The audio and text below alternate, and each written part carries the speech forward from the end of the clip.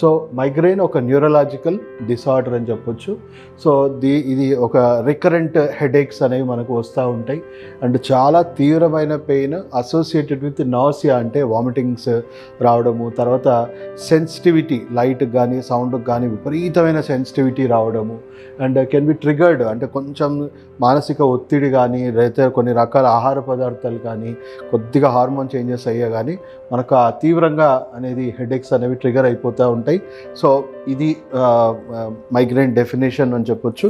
So ఇంకా వివరంగా చూసుకుంటే మనకి ఇట్లా వన్ సైడెడ్గా వస్తుంది, తీవ్రంగా రెగ్యులర్గా వస్తుందంటే మనం దాన్ని మైగ్రేన్ అనొచ్చు. రకరకాల హెడేక్స్ ఉంటాయి. టెన్షన్ హెడేక్ ఉంటుంది, ఇక్కడ మనకు మాడనొప్పి అంటాము, లేదా కంటి వెనక నుంచి మనకు తీవ్రంగా పొడిచినట్టు రావడం దాన్ని క్లస్టర్ హెడేక్ అంటాము. సో సైనస్ కూడా, అంటే ఇవన్నీ రకాల హెడేక్స్కి మన దగ్గర ఫంక్షనల్ మెడిసిన్లో రూట్ నుంచి క్యూర్ ఉందండి. సో మైగ్రెయిన్కి ఉంది, ఇన్ని రకాల హెడేక్స్ కూడా మన దగ్గర ట్రీట్మెంట్ ఉంటుంది.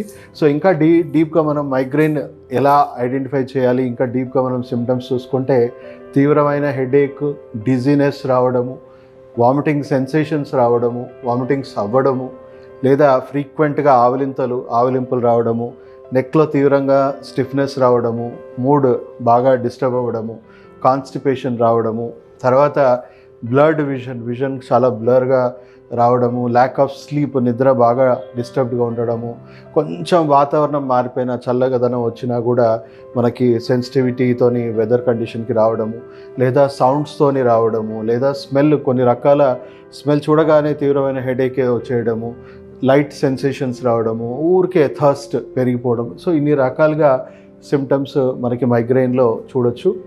సో ఎలా ఉంటుందంటే తీవ్రంగా ఇప్పుడు మనకి ఈ జాయింట్ మొత్తం కూడా ఇక్కడ ఉన్న నరాలు ఇవన్నీ కూడా బాగా హెవీగా డైలేట్ అవ్వడం, హెవీగా ఎక్సైట్ అవ్వడం, చాలా తీవ్రంగా మనకి పెయిన్స్ రావడం అనేది సిమ్టమ్స్గా చాలా ఇబ్బంది పడుతూ ఉంటారు పేషెంట్స్. సో ట్రిగర్స్ మనం చూసుకుంటే కెఫీన్, కొంతమందికి కెఫీన్, ఆల్కహాల్, మెన్స్ట్రల్ డిసార్డర్స్ ఉన్నప్పుడు, స్ట్రెస్ వల్ల, chocolate, lack of sleep, barometric changes. So ఓవరాల్గా కాజెస్ ఏంటి అని మాట్లాడుకుంటే బ్రెయిన్లో చిన్న చిన్న ఇంజురీస్ అవ్వడము, గ్యాస్ట్రోఇంటెస్టైనల్ డిస్ఫంక్షన్ వల్ల ఇన్ఫ్లమేషనే మేజర్ రీజన్ అని చెప్పొచ్చు. Liver imbalance, cardiovascular imbalance, hormonal and metal అంటే బాడీలో ఉన్న ఇంబ్యాలెన్సెస్ వల్ల కూడా మనం చెప్పొచ్చు మెంటల్ ఇంబ్యాలెన్సెస్. సో 50% కండిషన్స్ చాలామందికి ఉన్నాయి మైగ్రెయిన్ అని కూడా వాళ్ళకు డయాగ్నోసిస్ సరిగా జరగదు. అండ్ 1 బిలియన్ పైన పేషెంట్స్ వరల్డ్ వైడ్ దీనికి సఫర్ అవుతూ ఉన్నారు.